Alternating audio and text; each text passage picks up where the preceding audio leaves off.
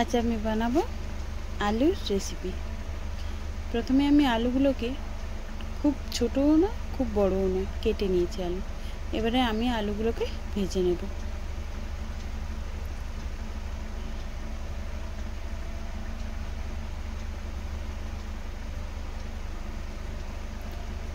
আলুগুলোতে আমি নুন দিয়ে আলুগুলোকে ভেজে নেব।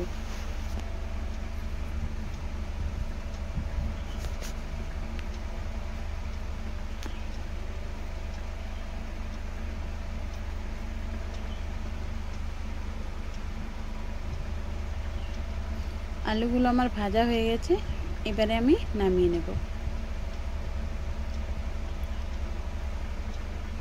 ওই তেলেই আমি গোটা গরম মশলা ফোড়ন দিয়ে দিলাম।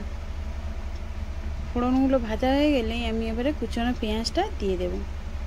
অল্প নুন দিয়ে পেঁয়াজটা আমি ভেজে নেব।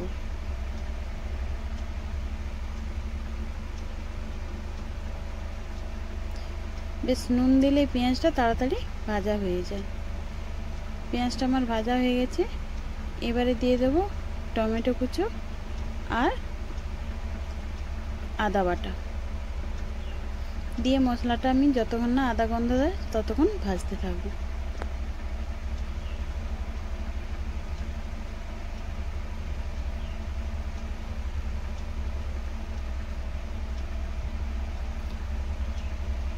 মশলাটা ভাজা হয়ে গেছে, এবারে গুঁড়ো মশলাগুলো দিয়ে দেব। হলুদ গুঁড়ো, লঙ্কা গুঁড়ো। যেহেতু আদাটা দেওয়া আছে, ঝাল লঙ্কার গুঁড়োটাও আমি অল্প করেই দিয়েছি। আবার আমি মশলাটা কষতে দেব। মশলা থেকে তেল ছেড়ে গেছে, তার মানে আমার মশলাটা ভালোভাবেই ভাজা হয়ে গেছে। এবারে ভেজে রাখা আলুগুলো আমি দিয়ে দেব।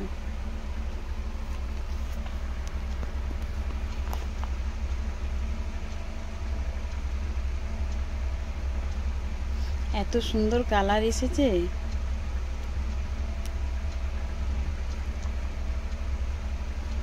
বেশি জল দেব না, অল্প অল্প জল দিয়ে আমি আলুটাকে কষিয়ে নেব।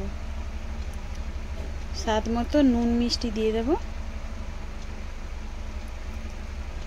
আলু কষাটা খুব সুন্দর হয়ে গেছে। এবারে আমি গরম গরম লুচির সঙ্গে পরিবেশন করব।